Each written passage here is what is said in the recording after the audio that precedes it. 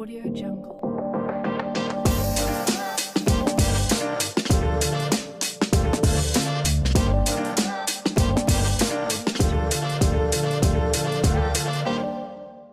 So welcome to the second episode of the Back to the Bogies podcast. I'm joined here today by my co-host Sean, myself Gareth, and we're here today with Karl Lambe, who is the head of small-sided games or teams at St. Kevin's. So it's great to have you onto the podcast. So Karl, you've had a bit of history playing with playing in the UCFL. Yeah. So we'll start on that front. Yeah. Tell us a little bit about your story. That was an enlightening experience. I played for Bohemian AFC, so there was many offshoots of Bohemian supporters clubs. Yeah. And I don't know what happened, if there was a lull for a few years and then this team came about. So we were a group of lads that were obviously all Bows fans. Yeah. Played football at a decent level, kind of schoolboy, and then lap style football for whatever reason. So we played five-a-side. And we started then playing as a team against other, Drogheda the Supporters Club or Pats or that kind of thing. And then it just kind of morphs into like a Bow Supporters Club team, Bohemian AFC. So I think it was 2008, 2009 we kind of started up. And obviously we went into the selling point for me was playing in the United Churches League, because without no offence, I didn't want to go back playing what I called serious football. So for me, United Churches League, when I saw that there was a team called Brazil and the likes, I thought, Fit for club to football. Yeah, football. I thought, this will suit me. So so I played. I think we three seasons. They're actually still going, but they're a futsal team now. Oh, really? So they play the top futsal league, like against Blue Magic and all. They're real good. And there's still a few of the lads. You see the photos going up. Still part of the team. Yeah, same jersey, same sponsor. Which the sponsor was DJ Al. So it's a lad Al that was a DJ that we knew. But everyone thought that Dijal sponsored us, which sounds a lot more glamorous than DJ Al. So DJ Al sponsor. I don't think DJ Al ever actually gave the money for his name to go on the jersey, but DJ Al was the sponsor. And I think there's still two or three. Lad Mark Keane, who set the whole thing up, is still playing futsal. I think his brother could be there, one or two others. Still going. But they're not. There is a Bow supporters team still there, but I don't think I don't think there's any link to that team. Or well, that's it. I think Shelburne have a supporters. Yeah, we would have played against them. Yeah. We would have played them. They were a few leagues ahead of us, and a famous one was Shamrock Rovers had a supporters club team. Oh yeah. And we were both in the same league. Oh no! So whoever in the United Churches League, and I remember going into. Have you ever been into the meetings in Abbey Street? I was up there 2 weeks ago. Yeah, it's like kind of Freemason type thing. It's like proper secret society, like. So, not allowed to talk about it here. They'd Bohemian AFC, and then they'd Glenmalure Hoops. So Glenmalure's Rovers, Milltown is where Rovers originated from, and Glenmalure Park. So no one in the United Churches League thought that Bohemian AFC and Glenmalure Hoops being in the same league would cause any trouble. And who would have thought? My God, we played them early in the season at home. Again, weird stuff like balls obviously from Fisborough, but our home pitch was in Coolock. And we had this pitch near the Northside Shopping Centre now. I know the one. Yeah, it's in off. That's the one that had all the duck crap. It could, yeah. It's in off. It's in off. It's kind of in off the north side. Yeah. And we played there. We played Rovers early in the season. I just Glenmalure Hoops, and no one was like, we were a brand new team, so no one really kind of knew much. But when we played them near the end of the season out in Tala, and honestly, there's about 800 people at the match. No way. Oh, it was like, I've never experienced that. And I was a right back, so every time the ball went out for a throw in, I was saying to the winger, "Do you want to take the throw?" Like, It was horrific. It was actually like playing in the actual Bowls Rovers game. Yeah, I remember the poor referee must have been about 18. He came along. Better than 80 though. Yeah, and he was like, "I've only started refereeing a few weeks ago," And they told me, do the United Churches League because it's easy. And then we were warming up and he says to me, because I was like captain that day, I can't remember, but he said, it's a lot of people at this match. I was like, well, we're Bowls fans and that's a Rovers supporters club team. Yeah. And he was like, oh, this could be a bit needly. I said, yeah, it will be.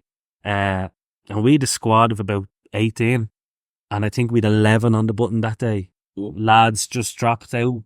Yeah. Mysterious illness. No. They didn't want that spot. No, mysterious illness and mysterious one lad who the whole season never had to work a Saturday in his life. All of a sudden that Saturday got called into work. So we literally went out with 11 players and a manager. And it was carnage. There was any of the bombed out for throw in. They all stood on the one side. And that's where I was in the first half at right back. And things getting thrown at you. I remember one time I think I had to throw, and as I'm doing that, someone knocked the ball out in the hand.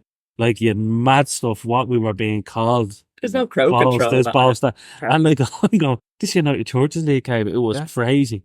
So, near the end of the game, it was 1-1. I remember it was 1-1 and they got a player sent off. And near the end of the game,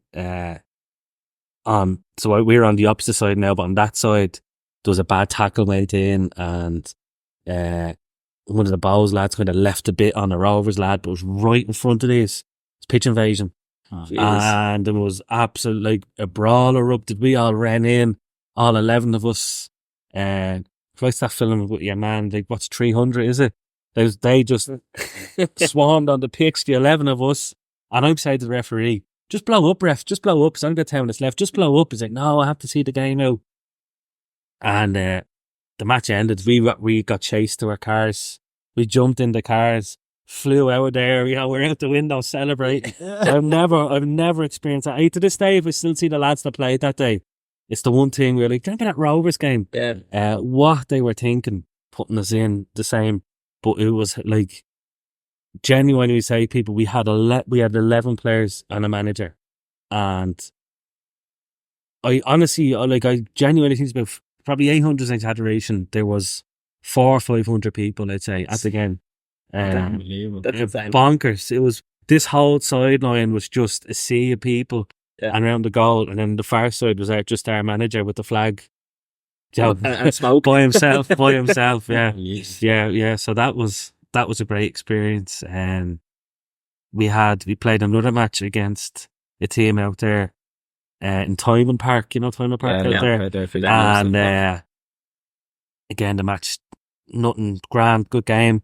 About 30 minutes in, a scrambler comes across and this fella gets off a scrambler and he's like, is Tomo here? To the opposition, is Tomo here? Is Tomo here? And he's gone around grabbing every fella. You're not Tomo, is Tomo here? And then eventually a captain called a man on the bike, whatever. No, Tomo's not here today. And a man takes out like a baton. Tell him if he gets here, this is for him. What's going on? What's going on here? The man gets on the bike, leaves. The referee was like, good to go, lads. And off we go. I was saying, this league is... That sounds more UCFL than 800 people spectators. So I'd be intimidated. Mad stuff like that, where you'd be playing teams in places you'd never heard with crazy names, Brazil, and we played another team in Ringsend, I can't remember, but every one of them was Brazilian. Yeah. Every one of them was Brazilian. Yeah. And it was just crazy. Samba soccer, wasn't it? Yeah. It was bonkers, but it was great. It was a great few years, but I just kind of, towards the end, had started coaching and wanted to concentrate on that, so that's where I moved away. But did you have much success? No, we won. No. We the first year we got relegated. See, what happened was, so we all played football at a decent level as kids, like DDSL, Premier Football, Major Football, NDSL, or the Brentford as it was. Like, there's one lad would have actually played on a really good Crumlin team. Like, so we've good players, but no one trained. We trained on the Begsboro's Astro. Right. And during pre-season, it became clear very quick that on Tuesday we did loads of running. And on Thursday, we did loads of football. So on Tuesday, we'd have 4-hour training. Gee. And on Thursday, we'd have 24-hour training. And the lad training us, Terry, was brilliant, but he was a marathon runner. So we used to meet Phoenix Park, and our warm-up was like laps of the pitch. That was our warm-up. And then we'd set off from the pitches to Magazine Hill. Right. And then, do you know Magazine Hill? So we'd be sprinting up, jogging down, like, then we'd be sprinting down, jogging up, and then we'd jog from Magazine Hill to the Pope's Cross. Then we'd be up and down the hill there. Then we'd be back to the pitches, few more laps there. And then if we were lucky, they'd throw us the ball and we'd do a game. So what happened in pre-season was, like, literally lads would be like puking up inside the pitch. So we started getting 4, 5, 6 a training Tuesday, and Thursday was all football, and you'd have everyone. So we just didn't train properly. Now, I don't know, does anyone at that level really train properly? But we didn't. We genuinely didn't train properly, like. Yeah. And it showed on Saturday, because we'd far better players even for that level. We'd far better players. So I think the first year they actually put us in too high of a league, which is how we ended up in that league with that Glenmanure team, because they weren't a bad side. And the first year we got relegated, and then they might have moved us down 2 leagues maybe. And then the second year we done well. Again, I say we done well. We finished mid-table, I think it was. And that was it then. A few of us kind of went different ways, but the first year was like all Balls fans. And then the second year, it kind of, I suppose what you call them, outsiders, who outsiders came in, and they kind of lost that. It was great that we're all Balls fans. So we'd all got the day out together on the Friday, and then meet up to play on the Saturday kind of thing. Yeah. And I kind of lost that bit in the second season, but we didn't. No, I don't think we had much. We actually got to a cup semi-final and we lost in penalties.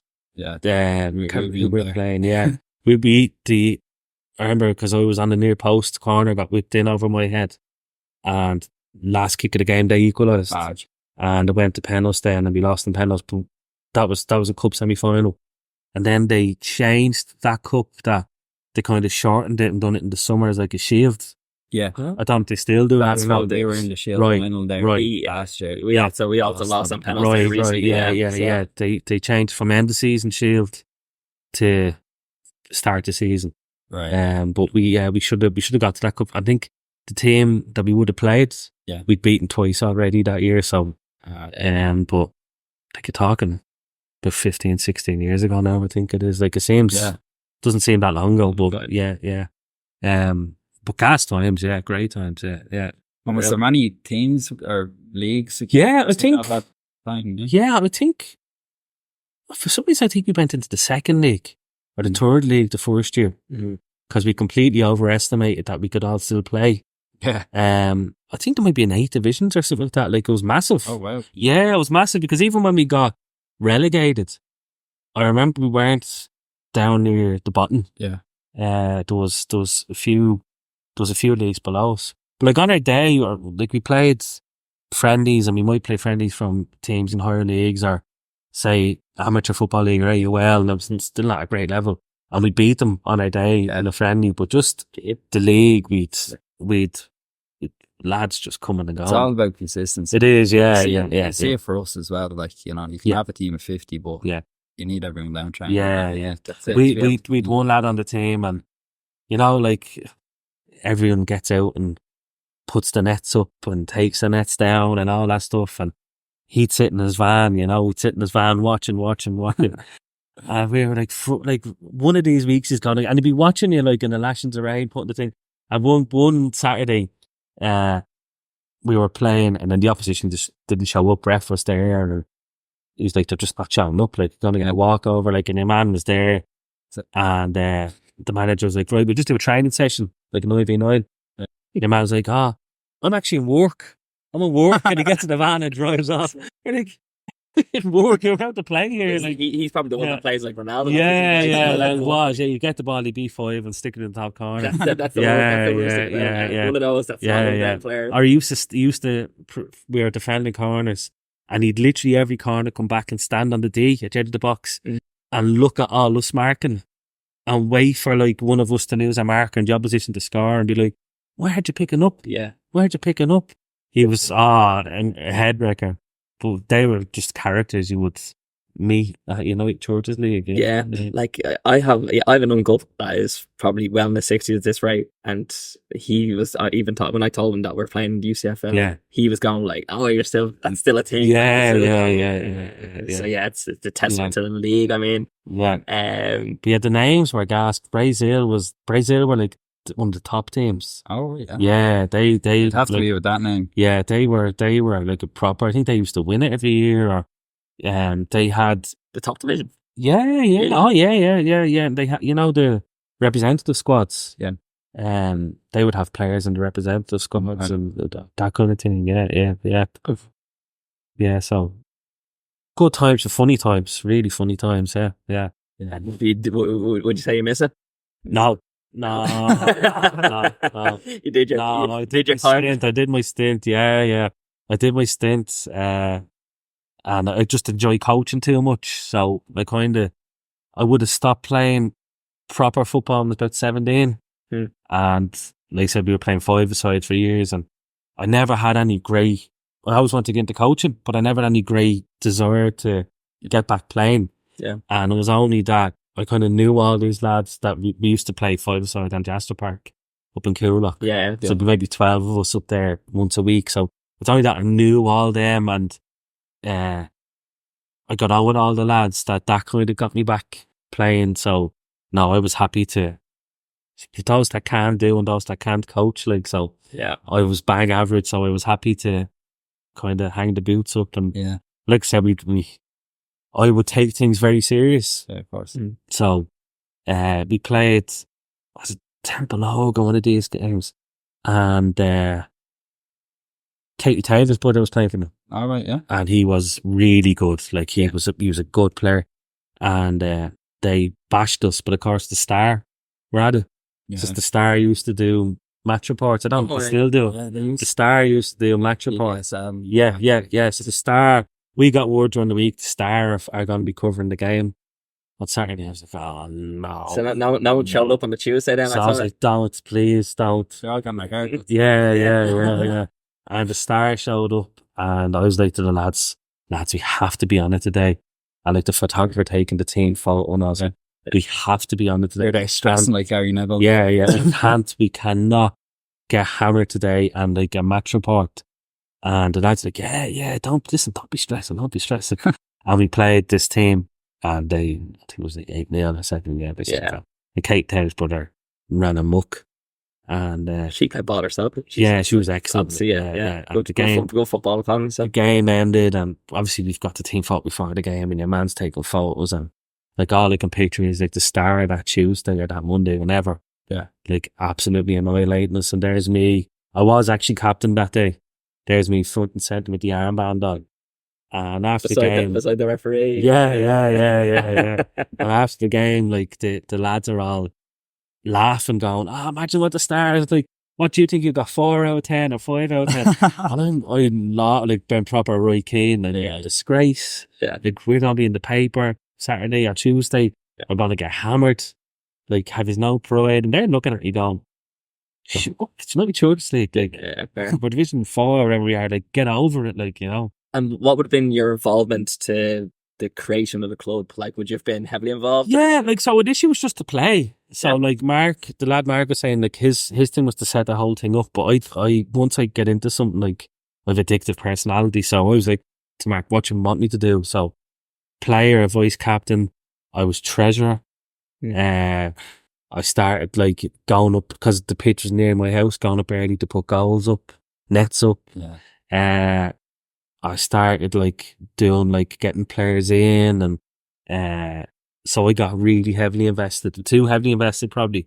And that's what, stuff like that. That's why I was like, worst part of the job. Yeah, and this long before Revolut and all, like. Yeah. So like that was when I clearing checks. Mad, and those meetings in the league, league office down Abbey Street, like going into them, and being the youngest person at those meetings, like, there was a lot of like lads involved with football, 50, 60 years, and that was clear age demographic there. So I got really heavily involved. And then in the second season, I'd start doing my badges. So I kind of start doing the odd bit in training. But again, that's where I was getting frustrated because like the lads are just coming up for a game of football, like. Yeah. And it's on, and I don't know if you know the Astro whereabouts we play. Like it's a small, it could have changed again. They've gone back 15 years. Maybe it's a small Astro, but like it's at slant, and lads just wanted to go up and play like 7-a-side. Yeah. And I kind of wanted to do.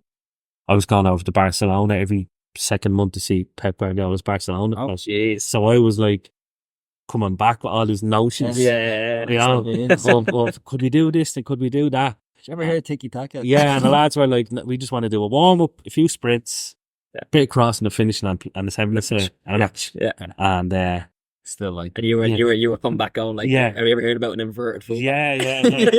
Everyone's like, yeah. So I was getting absolute notions, and I like said, I started doing my coaching badges, and I was getting these mad ideas, like, and or were you doing that with Kevin's at the time and that? No, I was still playing, and I had said to myself, right, I really want to get into coaching. So while I was still playing with them, I started doing the badges. Yeah. And then I started kind of really exploring it, like, and what it did teach me, was actually good for coaching, was, I remember the first time I ever had, the lad Mark was like, listen, do you want to do something with the boys? I was like, yeah, grand. How many will have a training? 15. And I think 7 showed up. So you can think on the spot, but it stood to me as a coach that, like, think on the spot, you know. So I learned a good bit there, but as the end of the season was coming in, I was getting frustrated because I was taking things really serious, and which I do. I take things too serious, and then I was doing coaching badges, so I thought, right, go into the coaching properly now. That's a good segue into like kind of the next kind of part of the podcast we're going to want to discuss is the coaching side of things. So like you wouldn't be at Kevin's if you didn't take things too seriously. So kind of tell me about your role at Kevin's at the moment. Yeah, so I'm over all the, I suppose, players, coaches, parents, from 5 to 12, 5 to 13. So when they come into Kevin's, they at the youngest age do like a little Saint just a nursery. Like, so it's just teach them the basics, and it's actually just teaching a bit of organisation about kind of the structure of football, how it works. So kids will do that kind of 4, 5, 6. I oversee. I have so much other stuff to do. I just oversee it, but I'm not in charge of that. Kevin's some great people who do that, and they're brilliant at it. And that feeds into me then for the start of organised football, which is kind of under 7s now. So there's an under 7s league after Christmas. So under 7s, 8s, 9s, 10s, 11s, 12s. So 5-a-side, 7-a-side, 9-a-side, into under 13s, 11-a-side. So Rory, obviously, I'm Rory's boss. Stephen's your boss. Sorry, yes, Stephen's your boss. Yeah. I was Rory's boss for a few years, but it's trying to obviously educate players, educate coaches, and keep structure to it, keep the standards really high. Yeah. And kind of like an interest point, then kind of you always wonder when you see like the Euros each year and you see Spain winning it again, like those small sided games, like are so valuable. Yeah, absolutely. Like, these players, these kids when they're so young, like, and it's so different. Like, so the first time I went to Spain, not to watch Barcelona play, but as a coach, we played in the Powerade Cup. So the Drink Powerade sponsored a tournament over there, and it was with our 2004 group, and we had a quite strong group, but we went over there and played 7-a-side. And in Ireland, we've gone the opposite now. So we've gone really, I don't want to call it holistic, but we've gone kind of where there's retreat lines. So it's retreat lines in football at under 8s, 9s, 10s, 11s, where like the keeper's allowed passes with defend when defender's not allowed to get tackled. Right. Yeah. And we use weighted football. So when I was growing up, like you would have used like a fully weighted size 3, 4, 5. Yeah. Now everyone's football is a size 5. But the weights are different. So this is a Dutch thing. So it's 270, 320, 370. And we've gone the other way, but I went to Spain for the first time and I was like obviously obsessed with Barcelona.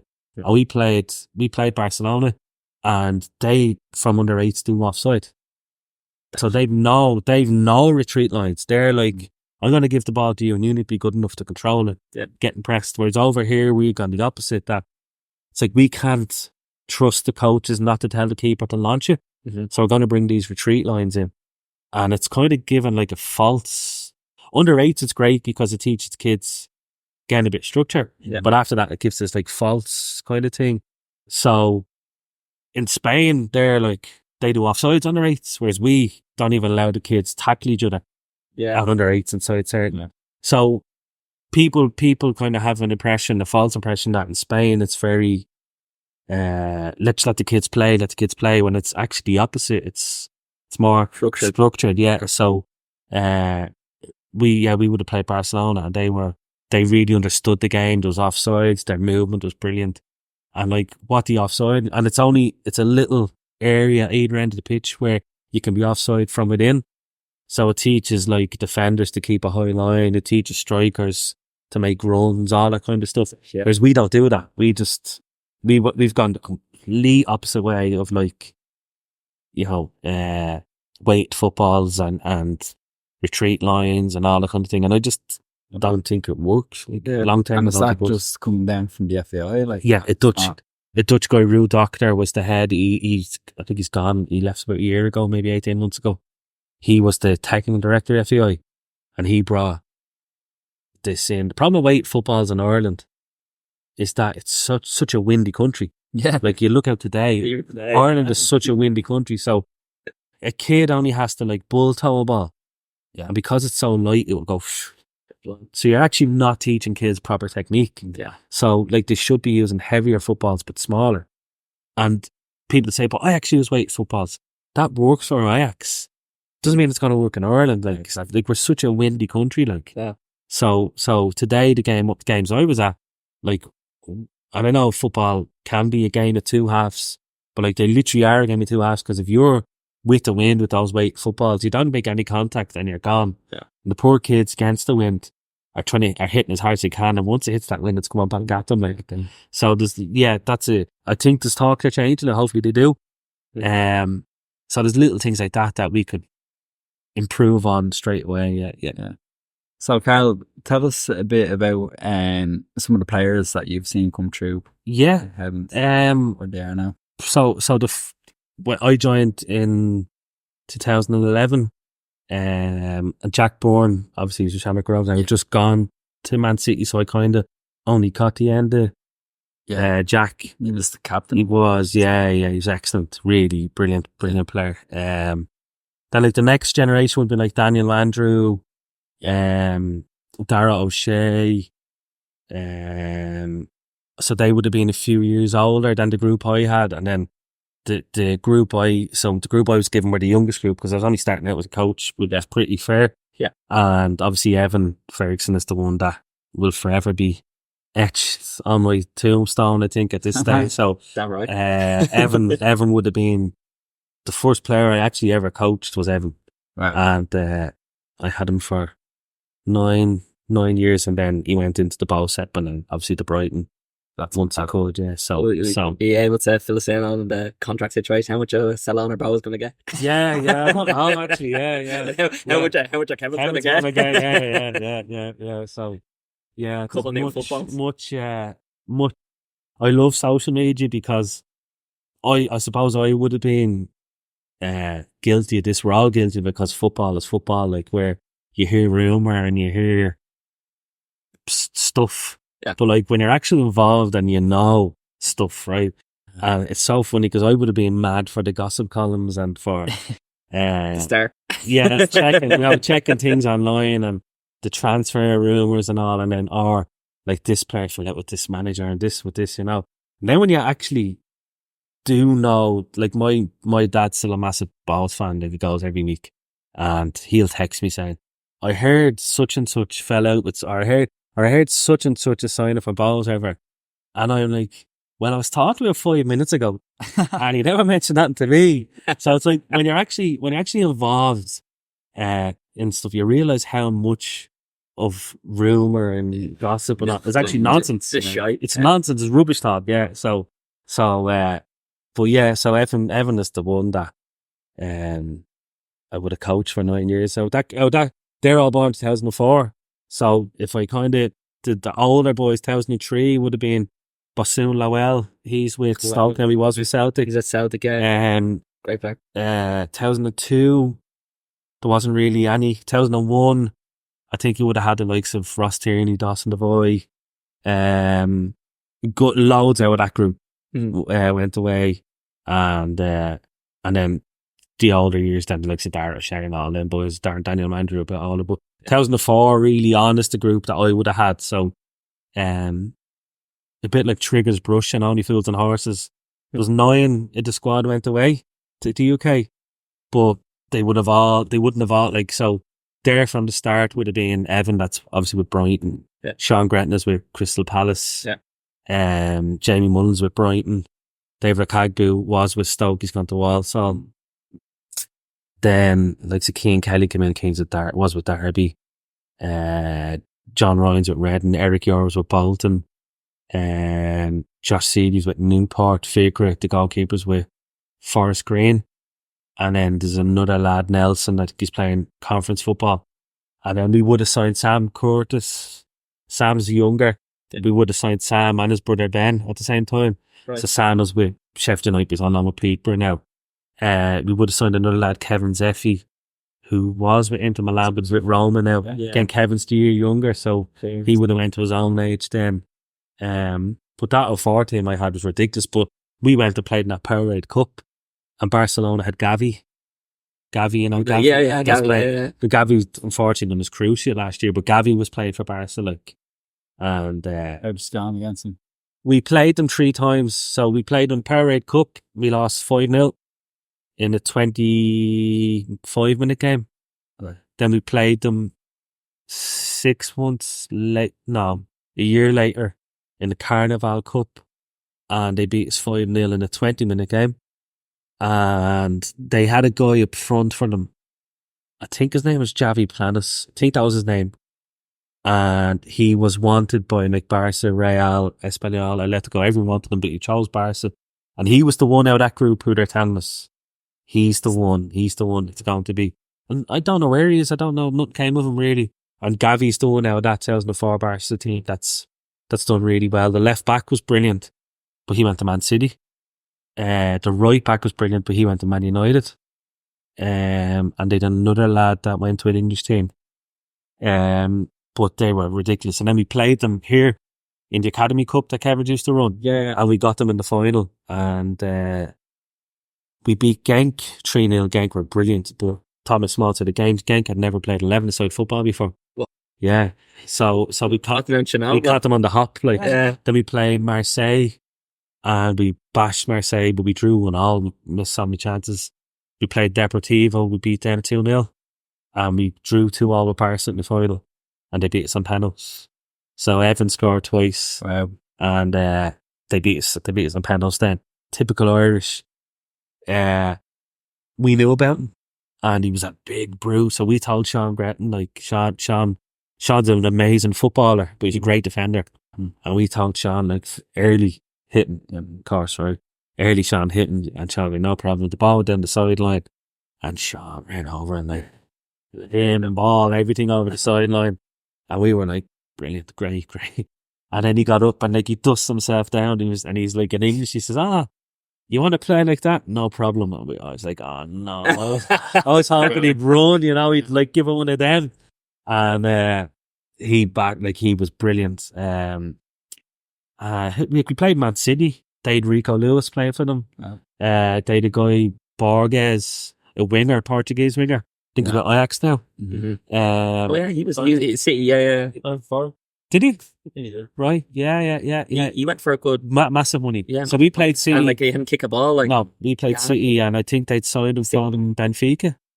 And we were told the wingers knew, and the small kid Rico Lewis, they're the two they've massive hopes for. Oh, and they were Wolves, right? Yeah. So Wolves after the Portuguese contingent, yeah. Oh, who else? We played loads of teams around that time. Like we would have We played Man United, uh, Maccabi Haifa, Barcelona 3 times, Marseille twice, Real Sociedad, Villarreal, Real Betis. We would just go to tournaments and and we had them over here. Genk, just an incredible learning curve for me. Even as a coach, again, I've never Sean's coached, Rory coached. I've never coached myself, but like, imagine if you're coaching against Barca. Yeah. You're dragging yourself out of bed. You're going like, I was a this is a member. big day. You know, like Barcelona was a members. I was a member of Barcelona. Really? And I'm coaching against them. Like, I'm a Barcelona fan, a Bows fan. Yeah. All my life. So, like, for me to be coaching against Barcelona was the most surreal, like, experience ever. Bonkers, like, absolutely surreal. You must have been stressed for days. Stressed. Like the Powerade Cup, I've told the story before. Powerade Cup, the game started and Barca were popping around, but they weren't doing anything. Mm-hmm. And I said to the lad I was coaching with, all right here, like, we're in this game, like, it was 0-0, we're in this. And these points I was watching, like, it's only 3 minutes gone. Because they were pulling us all over the place. Like, so it's only 3 minutes gone. I was like, oh no. And we played them outside Espanyol Stadium. So Espanyol's new stadium. We played them on the pitch right outside that. So you imagine, like, what an experience for the kids. This Astro and Espanyol's pitch right there. We played Man City in Man City's academy, like, training ground. And that's space age. Like, that's that ground is phenomenal. City campus, like, so phenomenal. About 25 grass pitches. There's a blue Astro. They have a blue Astro in Man City's colours. And again, the guy said to us, the blue Astro, I think we'll have to get rid of it. They haven't got rid of it. He was like, 50 birds a year die because they think they're flying into a lake and they go boom and hit this Astro. It's like, would you not get rid of it? It's like, no, the owners like the colour and like, that's just, we have so much money. Yeah, that's so much money. Add it to the charges, 116 charges. Yeah. On the board, it's getting killed. That's also going to come out next week. You just kill birds. Like, so much, like, money. And we've been in all the training grounds, but Cities is, like, ridiculous because, like, Man United is amazing. Carrington, like, you hear, you know, Ronaldo giving out It's about a kip and like, it's incredible. It's incredible. It's incredible.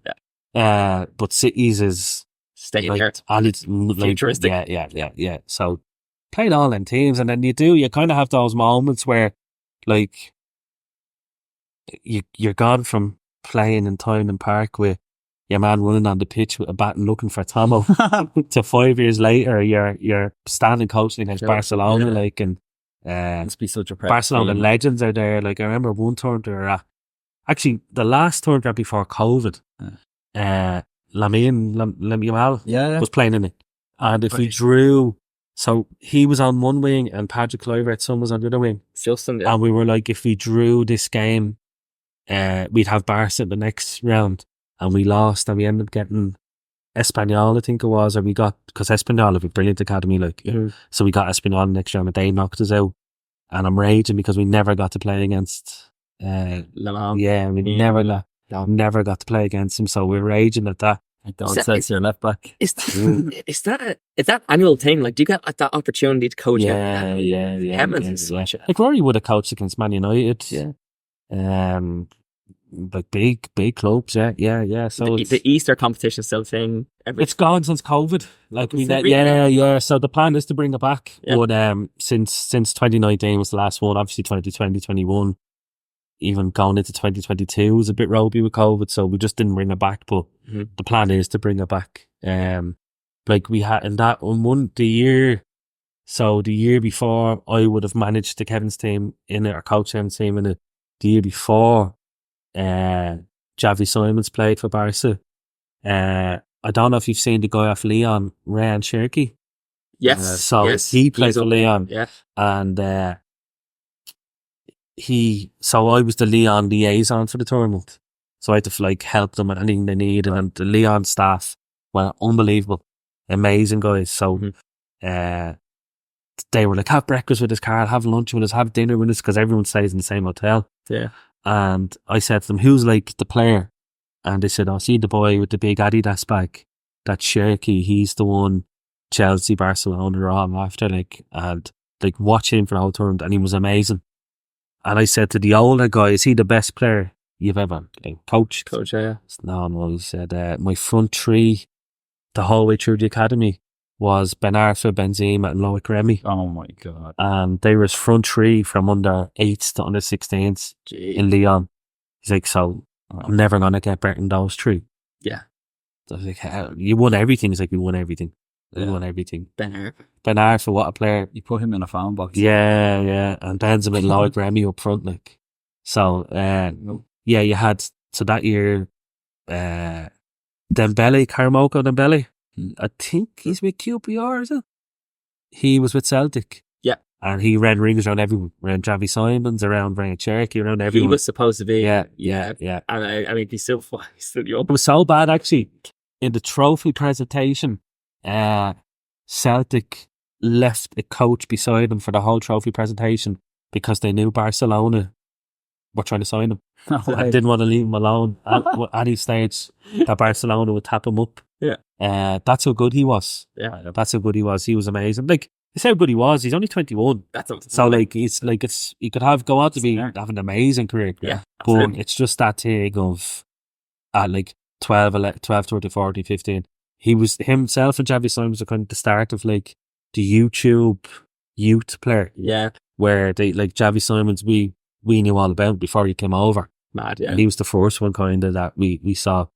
So yeah, somebody really been blessed. And I'd say if I actually sat down and like had a look at the squad list that we played against, there's probably more.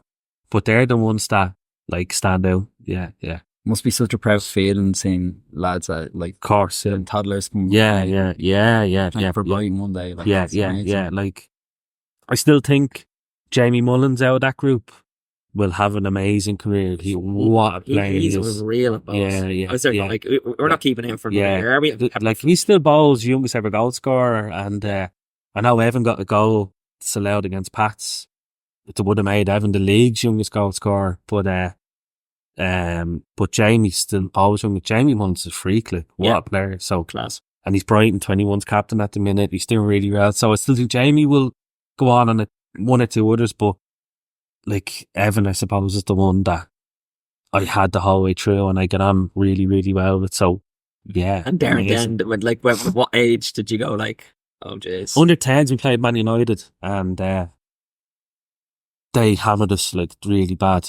But Evan, you could have picked up, put him in the United jersey and left him there, like he wouldn't have looked. She was in United. Yeah. You could like he wouldn't have looked out of place at all. So that was the big one, like at that age, because he was scoring like stupid goals. Like, and we moved him everywhere. It's like he played centre half, the wing, front, the field, and goal, and he was scoring like, you know, you remember you'd look at these, like he scored 600 youth goals, like Bojan with Barcelona.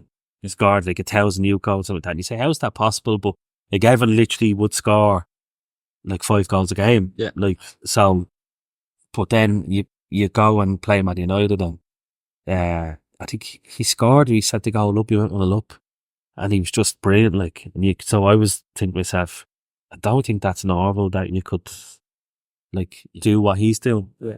But that harks back to his mentality, was that like other kids were really good but just didn't have that belief or that, I don't know what you'd call it, that lack of nerves, lack of nerves, that they could just go and play and that confidence. Yeah. Especially like when you get to a certain age as well, like there's things expected of you. Yeah. Like, and that's the big thing, like again, social media is toxic and Evan has a great family around him, and like most of these lads have good family around them, so they don't, I hope you don't pay any attention to it, but like social, like this is the only generation. I laugh, like if you could imagine 40 years ago, some like fat lad sitting on the couch slagging Maradona like because Napoli didn't win the league every year, or Argentina didn't win the World Cup every 4 years, like, or 50 years ago someone slagging Cruyff because Holland are Cruyff's overrated because Holland never won the World Cup. Like, it just wouldn't happen. But now it does. Now it's like you see lads and everyone has a platform. everyone has it has to be the first time generation where like someone with absolutely no talent can like just put it out to the world. Parade, just Someone who actually does have phenomenal talent. yeah. And I say, it's how can, like, we all do it.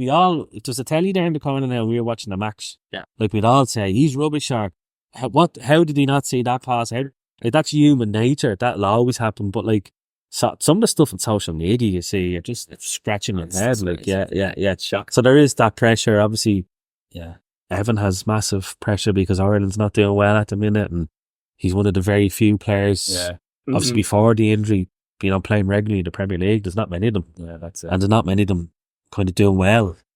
Now, Karl, thanks a million. No worries. Yeah, anytime. UCFL, FAI, Kevin's been great. I'm sure we could do another 3 podcasts with you. Definitely would. Taking knowledge about them. I'll definitely try to get when you're less busy again. Yeah. No, well, thanks a million. No problem. Anytime. Thanks for listening again to another episode, and we'll be back in a couple of weeks for another one.